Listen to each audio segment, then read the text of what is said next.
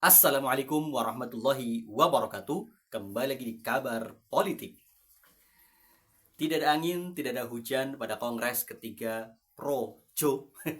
Ya, masyarakat pro Jokowi yang dipimpin oleh Budi Aris Setiadi, mantan Menteri Koperasi, sebelumnya juga Menteri Komunikasi dan Informasi di akhir masa jabatan Presiden Joko Widodo, menguapkan dirinya akan segera ingin bergabung menjadi anggota Partai Gerindra, partai yang dipimpin oleh Prabowo Subianto saat ini.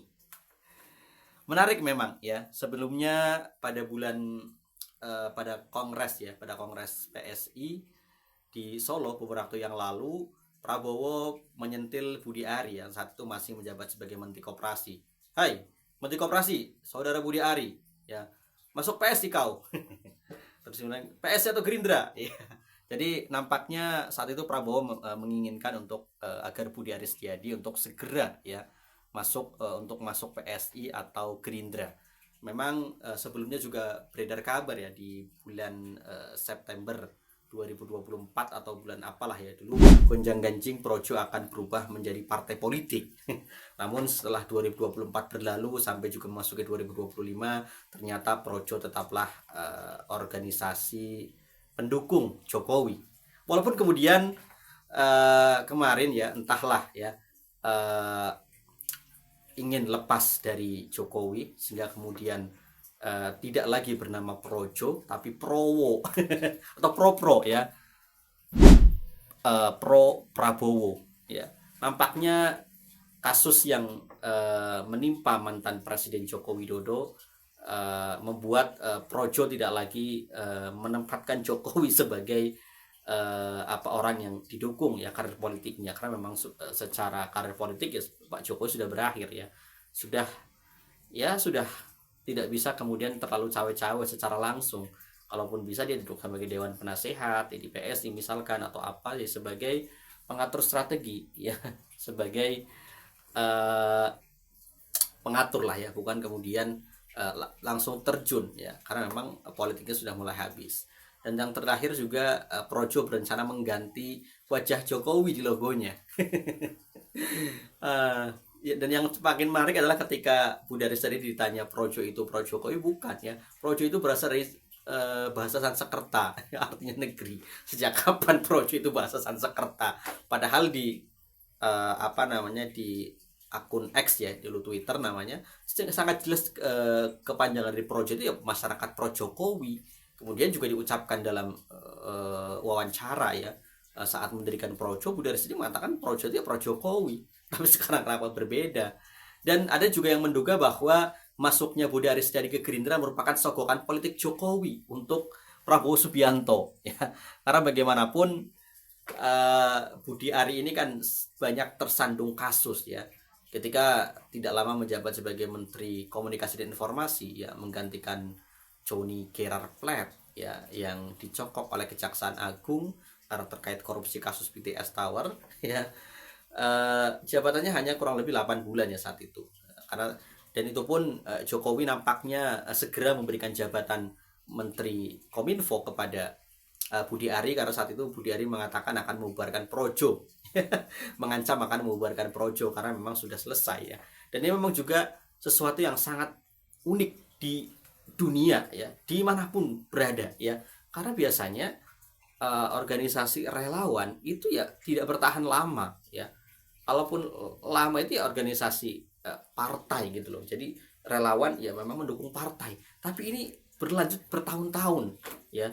Ketika di 2014 Projo ini ada dan relawan-relawan yang lainnya ada, kita masih memaklumi karena saat itu memang Pak Jokowi mencalonkan diri sebagai presiden pertama kali pada tahun 2014. Kemudian ketika itu tidak bubar, wajar karena masih ada 2019, yakni seorang presiden bisa dua kali maju ya, bisa menjabat dua kali baik berturut-turut maupun tidak berturut-turut ya jika terpilih ya. Artinya kemudian ketika masih dipertahankan sampai 2019 masih wajar ya. Kemudian setelah 2019 terpilih kembali, entah kenapa Projo ini masih dipelihara ya. Ternyata memang Pak Jokowi untuk dinasti ya, hingga kemudian di Pilpres 2024 kita tahu ya Pak Jokowi menyodorkan putra sulungnya Gibran Raka Buming Raka ya, yang memang saat itu sebenarnya belum memenuhi syarat secara usia, namun kemudian lewat mekanisme Mahkamah Konstitusi dengan dukungan Paman Usman ya sebagai ketua Mahkamah Konstitusi saat itu, hingga kemudian putusan nomor 90 tahun 2023 keluar ya, sampai kemudian juga PKPU berubah dan lain sebagainya untuk memuluskan ya Gibran maju sebagai calon wakil presiden. Tapi yang jelas ini aneh ya, tiba-tiba Budi Ari yang merupakan ketua Projo seumur hidup karena tidak ada yang menggantikan ya, dan nampaknya juga posisi yang tidak terlalu prestisius ya, berbeda dengan ketua umum partai yang setiap ada pemilihan biasanya saling ribut siapa calon ketua umum ya, walaupun hari ini partai politik parlemen rata-rata didominasi oleh ketua umum partai yang sudah duduk duduk selama bertahun-tahun di partainya ya, mulai dari PDIP ya sejak tahun 1998, Megawati Soekarno Putri, kemudian juga ada PKB ya masih diduduki oleh Caimin sebagai ketua umum sejak tahun 2005, kemudian ada PAN ya, PAN dipimpin oleh Zulkifli Hasan sejak tahun 2014, kalau setelah Pilpres 2014 dia terpilih menjadi ketua umum PAN. Kemudian Nasdem ya, sejak tahun 2012 masih dipimpin oleh Surya Paloh. Kemudian Hanura ya masih dipimpin oleh Osman Sabtaodang.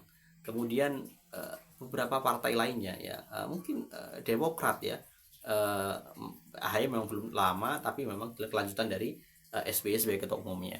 Jadi memang cukup menarik ini ya masuknya Budi Ari ke Gerindra, dan apakah akan diterima ya walaupun belum secara resmi ya, dan ini secepatnya, dan apakah ini bagian dari sebuah politik Jokowi untuk terus melakukan cawe-cawe terhadap pemerintahan Prabowo Gibran atau seperti apa. Yang jelas agak aneh ya, kemudian Projo ya kemudian menghapus wajah Jokowi, kemudian juga apakah ini juga nanti akan berubah menjadi Prowo atau pro Prabowo ya atau seperti apa. Yang jelas masuknya Projo ke dalam Gerindra, paling tidak ketua umumnya, dan juga bisa jadi setelah ketua umum Projo itu masuk ke Gerindra akan diikuti oleh kader-kadernya yang lain. Dan memang pilihan yang sangat rasional bagi Projo ya memang kalau mau bergabung ke partai politik adalah ke Gerindra ataupun ke partai politik parlemen lainnya ya, dibandingkan ke PSI yang belum tentu di 2029 itu bisa lolos parlemen ya, apalagi putusan MK belum dijalankan ya, dimana kemudian parliamentary threshold di putusan terakhir adalah harus diturunkan, namun angkanya diserahkan kepada DPR, dan sampai saat ini DPR belum memutuskan menaikkan atau menurunkan ambang batas parlemen ya, dimana masih 4%, yang membuat kemarin satu partai parlemen terlempar, yakni Partai Persatuan Pembangunan yang kemarin juga baru saja melakukan pergantian kepemimpinannya Munas yang kemudian akhirnya tetap menjadikan Muhammad Mardiono sebagai ketua umumnya, walaupun sempat diwarnai dualisme antara Muhammad Mardiono dan Agus Suparmanto yang berakhir dengan islah ya. Dan ternyata karena biang kisruhnya yakni Muhammad Romahur Muzi sudah disingkirkan.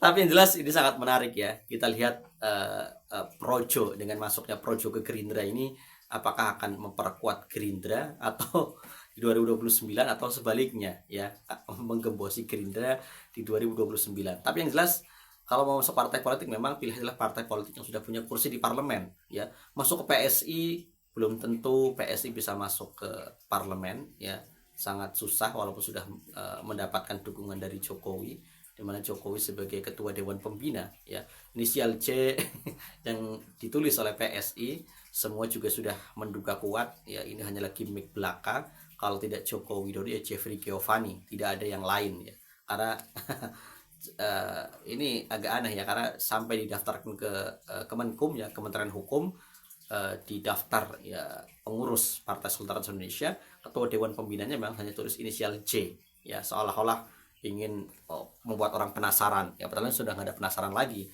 J itu ya tidak lelah Joko Widodo, apalagi gerak-gerik dari Raja Juli Antoni yang kemudian mengantarkan topi berlogo J ke Jokowi ya, ini luar biasa ini menteri ya, dia selalu sowan ke Jokowi, wajar lah ya, berarti menunjukkan memang ketua Dewan Pembina adalah Pak Jokowi. Kita lihat kabar selanjutnya setelah Budi Ari Setiadi berniat ya bergabung menjadi anggota partai Gerindra secepatnya, apakah akan diikuti oleh migrasi para projo, kader projo ke partai Gerindra, atau hanya Budi Arismata yang tetap menduduki jabatan sebagai Ketua Umum Projo pada Kongres ketiga di awal November 2025. Dan apakah ya ini merupakan sogokan politik dan langkah ya untuk menggembosi Gerindra pada 2029? Kita lihat nanti bagaimana kelanjutannya. Terima kasih. Assalamualaikum warahmatullahi wabarakatuh.